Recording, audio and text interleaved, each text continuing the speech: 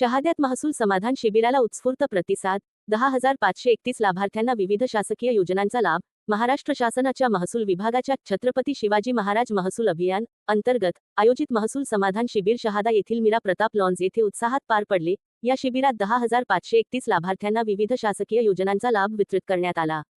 आमदार राजेश पाडवी हे शासकीय कामानिमित्त उपस्थित राहू न शकल्याने त्यांच्या वतीने मकरंद पाटील यांनी अध्यक्षस्थान भूषविले.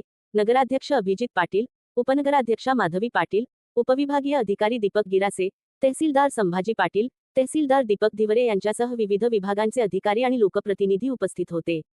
शिबिरात मुख्यमंत्री बळीराजा शेत पाणंद रस्ते योजना, घरकुल योजना, जीवन सातबारा मोहीम, गावठाण स्वामित्व सनद, संजय गांधी निराधार योजना, महिला व बालविकास, कृषी, आरोग्य, पुरवठा, भूमी अभिलेख, नगरपालिका आदी विभागांच्या योजनांचा लाभ लाभार्थ्यांना देण्यात आला.